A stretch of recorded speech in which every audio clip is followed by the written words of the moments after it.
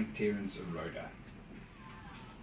Fantastic scenes. The MFM Breakfast Show. My name is Nick, standing in for Celeste today.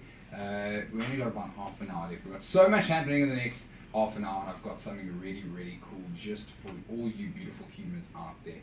It is MFM 92.6 now.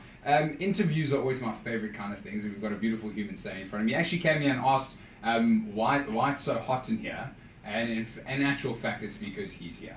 Fantastic human. With Global Week almost over, I'm sure everyone has been looking forward to today's events for the Study Abroad Fair and much awaited International Food Evening we slay. I know you love food. Oh, I love me some food. Food is the best. Wow. Love food so much. The International Food Evening is all about good food, good music, a diverse and interesting crowd. As we do, we meet a lot of interesting people. I haven't done as much traveling as I would like to do, but internationally, it's always an interesting time. Australia was, wow, a lot. But we do love it. Here to tell us more about the International Food Evening is Mr. Angelo Jafta, the coordinator of the Student Life and Success at Stellenbosch University International. I have one question for you. How are you? I'm very well, thank you. How beautiful is that voice? Hey? You should do some radio. Wow. Okay, fine. I'll employ you. So obviously, international office is a really great concept. And how did the concept of an international food evening come about? What was the process to that? I guess because Stellenbosch University International, we're getting a lot of international students, so we thought, how could we utilize, the knowledge that they bring, and we thought an international food evening would be a nice way to expose the main campus to bits of the culture, and a great way to expose you to culture is through food. And so this idea was started years ago, but it's still it's one of the signature events on the international office calendar. And it's still going strong, and it probably will still go strong for the next couple of years. Yeah, without a doubt. Obviously, it's been around a long time. I've met a lot of international students, studied with them, especially in the BA department, guys like doing philosophy and history and English and all those kind of things. How, in terms of getting all these different people, how has it evolved over the years? Well, I mean, so initially, I can imagine it probably started with only a handful of international students, and then gradually from there, it has now turned into this event where we have 30 different nationalities, about 700 to 800 people in attendance, a live band, a bar, all these things. All the things. So it's all involved over, and it's quite fascinating. I'm not sure if you've been there to one before. No, not yet, but I'm planning on it now. Well, I hope to see you there tonight then. It's quite a festival.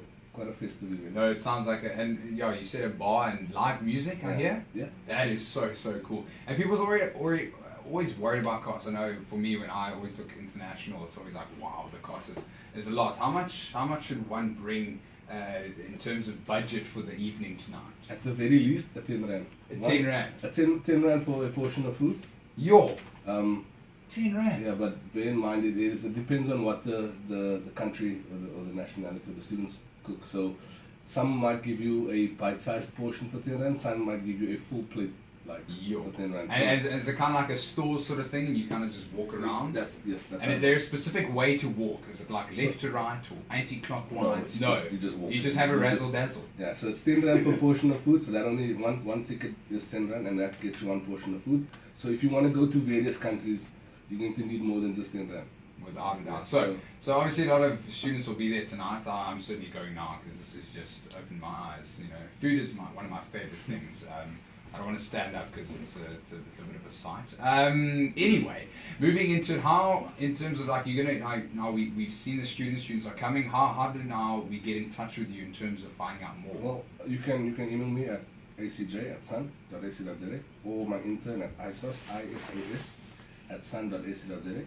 And then also reach out to us on the International Office Facebook page. Oh, without a doubt. And we can also follow you on Twitter at SU Globally and Instagram SU_globally. That's correct. We slay. I just have a question. I've been wanting to ask this now. So what you've been there to the event a couple of times now, I believe.